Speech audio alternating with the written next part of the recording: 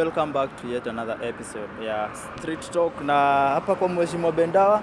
Thank you once again for joining us. Thank you for subscribing, and if you are new here, consider subscribing. Tunafaa tufike 100k haraka iwezekanavyo ndio tuweze kumake so many videos So asanteni sana kwa wenye wanatusukuma, wenye wanatusaidia ku reach out, ku share, ku like. Thank you very much. And once again hapa niko na wakili Maina Kamunya. Yes sir. Karibu sana. Asante. Uko salama? Kabisa, always a pleasure to be in your studio. Hii ni kama studio. Studio inakuja very soon. Itakuja. Ni Mungu ndiye anapeana na itakuja. Na Mungu anasaidia. Alafu sijui kwa ile interview nyingine hauko na miwani ama ulikuwa nayo? Nilikuwa nayo. Nilikuwa nayo. I really ni ngumu sana, unaweza pata siri lakini ni very few instances. So guys, tuko hapa kwa monument ya Kibaki. Pahali kunaitwa Jomoko. Ukienda hivi ni Thika, ukienda hivi ni Murang'a, kurudi hivi ni Nairobi. Na utakumbuka aje huyu mzee Mwai Kibaki? Juu hii ilikuwa ya kufungua super highway. Ni ya 2012 I think he is a president that we shall remember for a very very many years. He was very very insightful. Ni mtu aliona mbali sana. Na I think he was able to lay the foundation the hard part of the infrastructure that we require to ensure that our country gets to the next level of development. So I think we shall remember him for very very many years. Unless now the ones who will come after him, they are able to do more than he did. The guy was an economist. Yes, he was. From Makerere University. Yes. And this guy pia hakuwa na greed ya power. Nakumbuka hayati mzee Jomo Kenyatta aliaga huko 1978, but mzee akatulia. Mzee Mwai Kibaki bado alikuwa I think kwa cabinet yake by then. Akatulia alikuja kuchukua uongozi 202. So sijui what did you learn from this man? The most important point of everything is what we call preparation.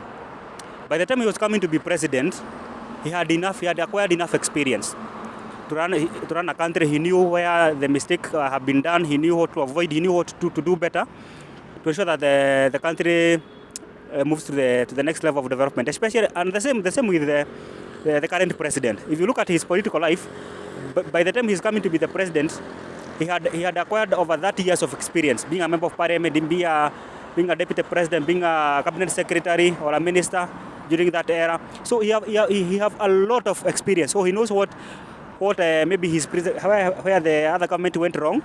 He will not go there. He knows where some regime like that of Kibaki went right. He want to multiply and do better in those areas. And I think you have heard him say Kibaki alifanya hivi. So hata sisi tutaka kufanya the same. So he have acquired a lot of experience that is able to help him to make the right decision. Sorry, mzee alipumzika hapo I think ni 2021 2022 around there. But kuna vitu mingi sana alifanya kwa ile miaka 10 yake. Kuna vitu mingi sana alifanya, na ikiwemo kuleta bodaboda. Ikasemekana yeye ni kama the father of to recover the economy. Sijui what are some of your take homes ama zile points unakumbuka sana na hayati mzee Mwai Kibaki? Personally mimi nisoma through ile maneno yake ya masomo. Free education, yes, from 2002 mpaka 2010. So I think there are many things that he did. One of them the economic recovery program Vision 2030. But I think the hallmark of Kibaki leadership is the 2010 constitution that he left us with, because I think that was the racking link for our country to spur growth at a very very high rate. If you look at today where we are in terms of before we had devolution, now you can be able to see development not only in some certain regions like it was before. Now if you go to any region, you can be able to pinpoint some development that have been done by devolution. So I think devolution was the key that was lacking for all those regimes that were before Mwai Kibaki. So giving us the new constitution, although it is expensive, I think it is the best thing that he left us with, and it is the platform under which maybe the next 20, 30 years, our country will be able to go to the next level. Yes.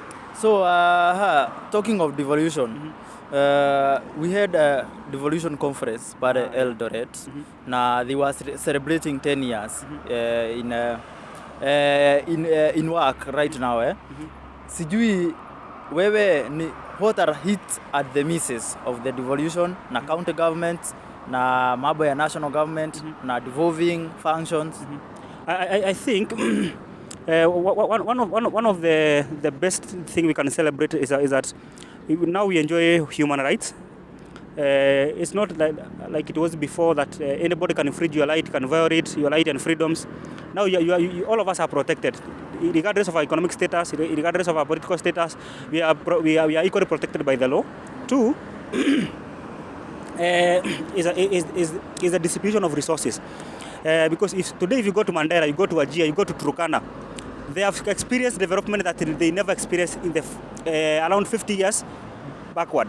So if you look at where those counties are, to them, there's nothing more they can celebrate like seeing development which they have never seen before. Remember, there was a time that some of these regions in Kenya they were thinking that they were never part of.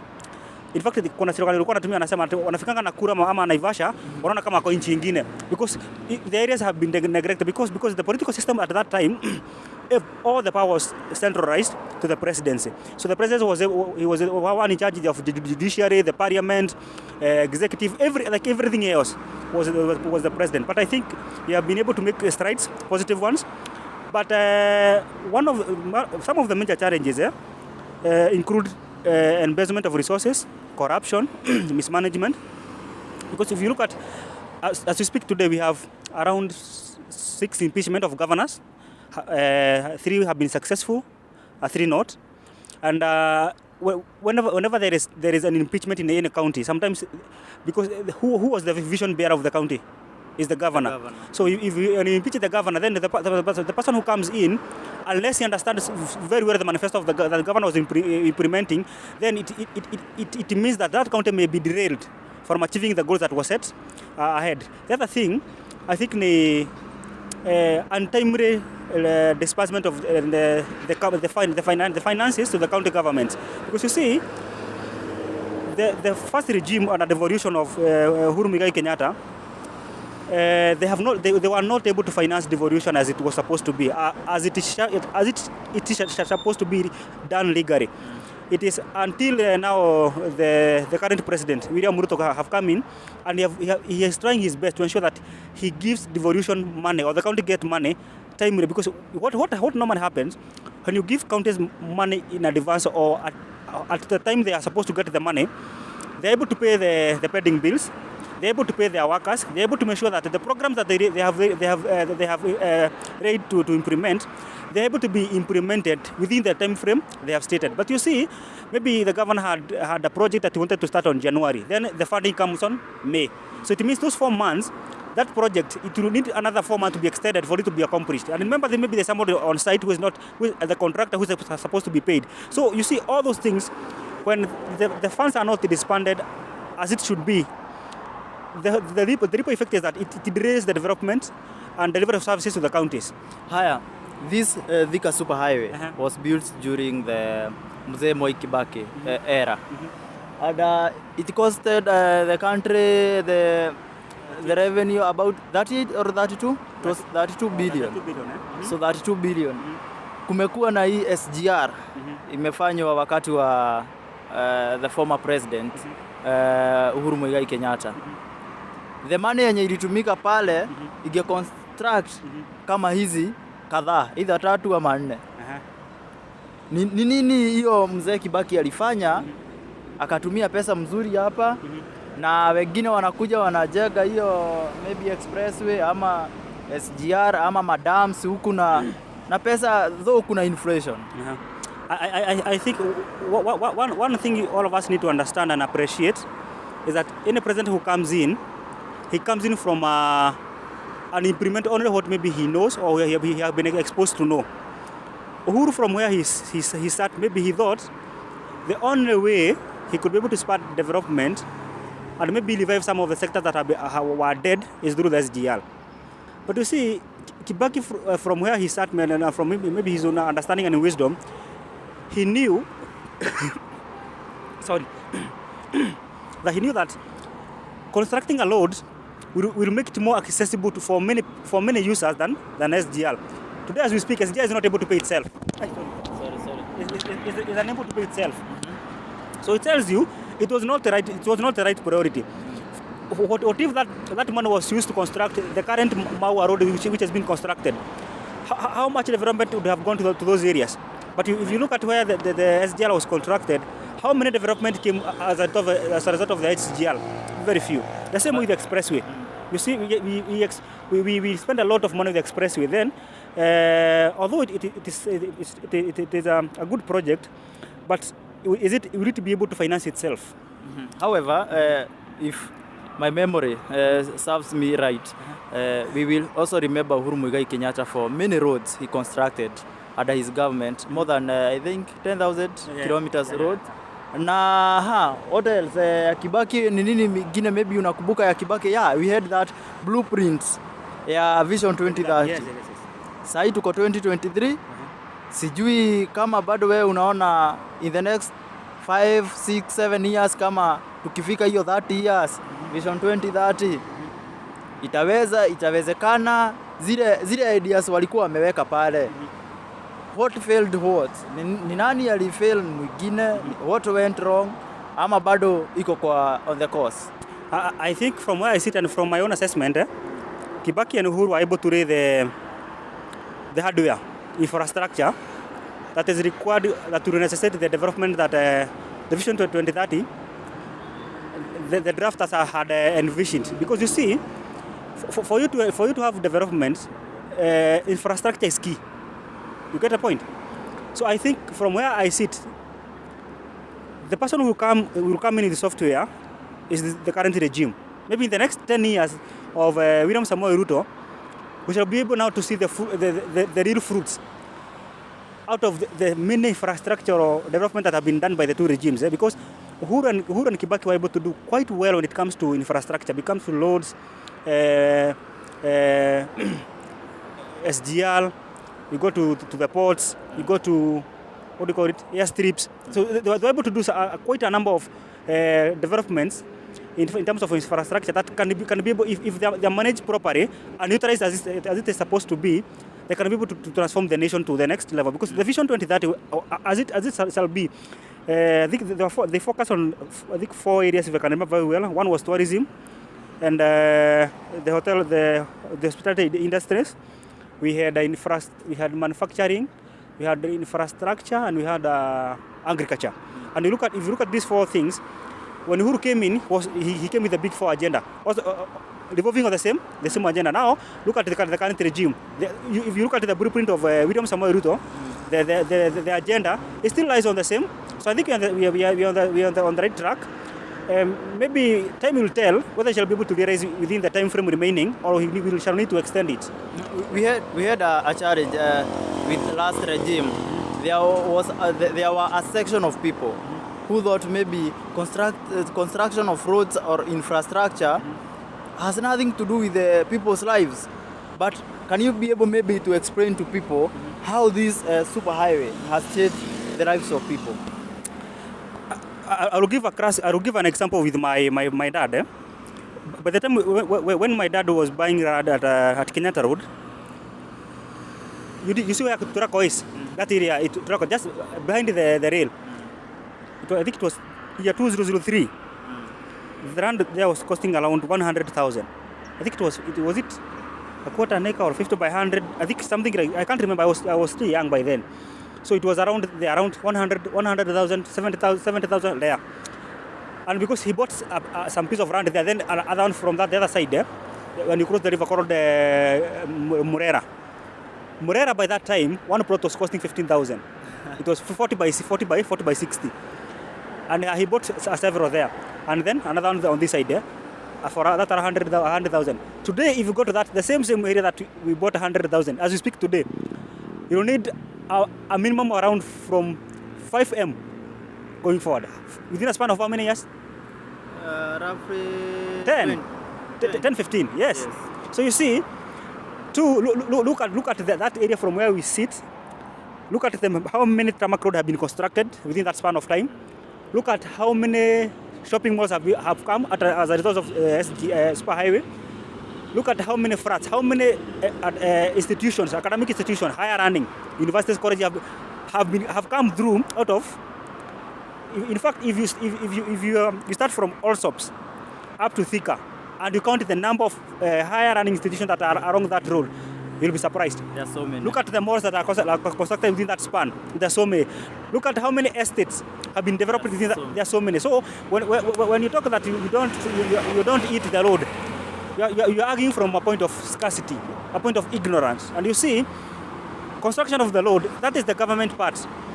It is creating the conducive environment for investors to come in. So when you construct a road, then if I have a piece of land there, it will be more productive for me to develop it for the sake of people who will come, and that's what happened. So people who are owners of the land along Thika Road, they benefited because the price of the land went up. They're able to sell at a very high cost compared to what they're able to bought. Two, the development that came across that section, were it not for that road, it would not be there. Asante sana wakili Maina Kamunya. At least finally, if you look at the cash flow around from Thika Road, from maybe Kenya to Nairobi or Allsops, if you calculate the money that's accurate around that span, you'll be surprised. Ni pesa mingi na inasaidia kwa economy sana. One of the legacy ya Mwai Kibaki ni hizo tumesema mambo ya open up economy, pia mambo ya free primary education, pia tukasema hii mambo ya infrastructure alijaribu hapa na pale. Uhuru Muigai Kenyatta legacy inaonekana pia alikuja maneno ya barabara pia, market, other dams, vitu kama hizo. Saa hii tuko kwa regime ya Rais William Samoei Ruto. Tutamkumbuka na nini ama so far unamsikiaje? So maybe before tuende kwa William Ruto, I think if we can summarize the leadership of Uhuru Muigai Kenyatta, the biggest signature that we can accord to his leadership is that he really intended to leave behind a very united nation. He was a peaceful man. If you look at him and you try to summarize his leadership, all he wanted is to leave behind a one united nation. Regardless of where you came from, that was his agenda. And that's why if you look, there's one of the things that I learned from him and that stuck with my heart, and it's good for, as we grow as leaders to continue practicing. Yeah? Is you need to be patriotic and loyal to your country, because if you look at, he was the first president to be defeated in an election and accept. Do you remember in 2002? Then in 2017 he won an election that it was nullified. The country did not go back to chaos. He said yes, let us repeat the election. So you can summarize his leadership by saying that he was a peaceful president. He was after peace. Even through hardship. Yes. He just wanted to leave behind a very united nation for all of us to live, because I think he knows the importance that peace plays when it comes to the development of a nation. When it comes to the current president, William Samoei Ruto, personally from where I sit, I think he'll be the president who will break the record of all the other presidents. I think he'll be able to break the record of, especially when it comes to development, he might be able to break the record of Mwai Kibaki, Uhuru Muigai Kenyatta, Mwai, and also Kenyatta 1. We have a section of Kenyans who believe right now that there is a higher cost of living. There is, but you see, the high cost of living is not as a result of his leadership. He have inherited the government, and because we say that the government is perpetual. It is in continuous motion. You come here, you leave. Even at the point you leave the government, whoever you come in, look at the baggage of where he would have left. So he is carrying the baggage of the former regime, and it is his responsibility as a president to fix the country. Thank you, Wakili Maina Kamunya, once again for speaking to us. Na tutakutafuta siku ingine na ingine because we really need your wisdom na utusaidie kuelewa mambo ya kisiasa hapa na pale. Kabisa. So say your final words to my followers there, my viewers, and tell them where they can find you. All right. Okay. Thank you very much. I don't have much to say, just to appreciate being given a chance to be in your media. All I want to request is that all of us, there is this registration going on concerning the people with disability, the elderly, and those who are orphans, pure orphans by the government. Hiyo program wanaita I can't remember the real name. Yeah, that program. Ile pesa wazee wanapeangwa pesa na serikali na wale watoto wameachwa na wazazi wao na pia wale watu disabled. Tu so tafadhali kama unajua kuna jirani yako ama kuna mtu kwa familia yenu akona hiyo shida, tafadhali, because that register is being redone again. It will be redone afresh. Usiachwe nyuma. So tell your neighbor, tell the community, spread the message so that kila mtu akuja benefit kwa hiyo huduma ya serikali juu inawafaa na ni haki yao. So finally ukienda kunitafuta mimi naitwa Maina Kamunya, Facebook Maina Kamunya, TikTok Maina Kamunya, wapi wengine unanipata? WhatsApp pia ni Maina Kamunya. So thank you very much and God bless you.